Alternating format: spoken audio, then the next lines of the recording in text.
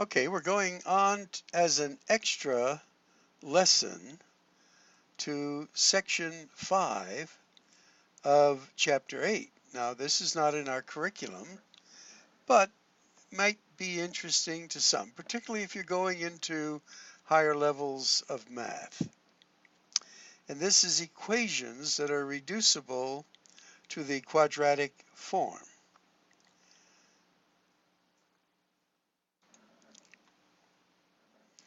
Now, here we see an equation, x to the fourth minus 5x to the second plus 4 equals 0. Now, notice that x to the fourth is x to the second, that's squared. That's what they're showing. So this is said to be in quadratic x to the second. Let's see what they're going to do with it. So if we use, and often they call this substitution, if we use the letter u to stand for x squared, and we treat it like so, this equation then becomes u squared minus 5u plus 4. Now, an interesting thing, with this substitution, this can easily be solved, actually by factoring, but could also be solved using the quadratic formula. So we start off like this. We then say let u equal x squared. And now we're going to solve for u by factoring. It factors nicely. And then we equate each of the factors to 0 using the principle of zero products. And then we get that u equals 1 or u equals 4. But that's not the end. We have to remember that what is u? Well, u is x squared. So we now reintroduce the x squared here. X squared there, and you'll see it. So it's x squared equals 1, x squared equals 4. So then we use the principle of square roots, in which we take the square root of this side, and that's going to be plus or minus the square root of 1, which is plus or minus 1. And this becomes the square root of x squared is x, and then plus or minus the square root of 4 is plus or minus 2. Okay.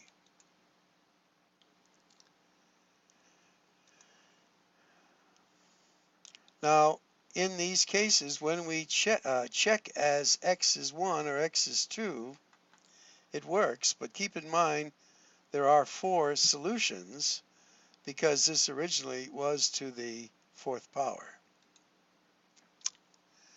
And they're mentioning this as an important thing. If you solve something through substitution, where you're replacing x squared with u, remember you have to finish it by replacing the u with the original. Okay, sometimes you'll see radicals are in an equation. So here again is a case where we can substitute something. So let's watch what they're going to do. Again, they're using u. U is equal to the square root of x. So what would u squared be? Well, that would be x. And then this would be u. So we solve by substituting u for the square root of x. and thereby u squared is equal to x. And there's u squared there, minus 8u minus 9. And again, this will factor. Factors nicely, and we get our answers that u equals 9, or u equals the square root of, just plain -1 here. We'll get to that in a moment. But remember, what is u? Well, u is the square root of x. So for this side, we square it, get a positive x, square 9, and we get 81. And we square this, and we get x, and we square a -1 and get a positive 1. Now here's a case where we may have introduced an extraneous root. That's not true. So you have to check it. We did some of these back in chapter 7, that if you plug in for x an 81, it is true, and it checks. But if you plug in a 1, it is not true. It's false. So even though this came out of the process of calculation, this idea of squaring things, especially at -1, tends to create erroneous roots, roots that are not true. And here's the proof. Okay, so here are the rules. To solve an equation that is reducible to a quadratic, must be in sort of like standard form. Write down the substitutions that you're making, and then you test your answer in the original equation.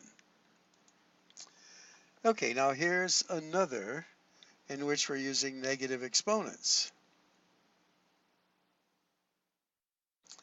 So we're going to let u equal t to the -1.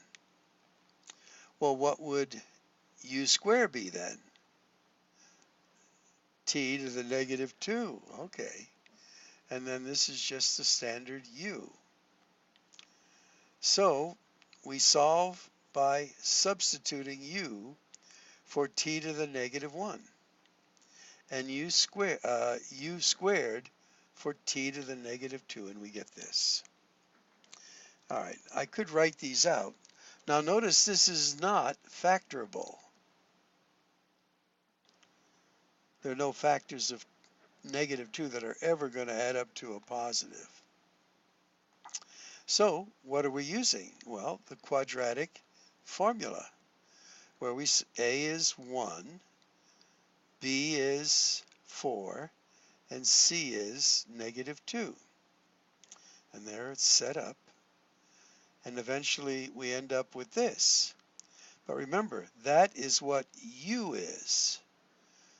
U is t to the -1. So we then have to say that t to the -1 is this, or t to the -1 is this. Remember, 1's plus, 1 is minus. But what is t to the -1? Well, it's 1 over t. 1 over t. And actually, all you need to do is take the reciprocal of this and the reciprocal of that. And that's what they've done. So these are your solutions. Now again, you're not going to be tested on this. It's not in our curriculum. If you are watching this, this is of an enrichment nature. And that's that.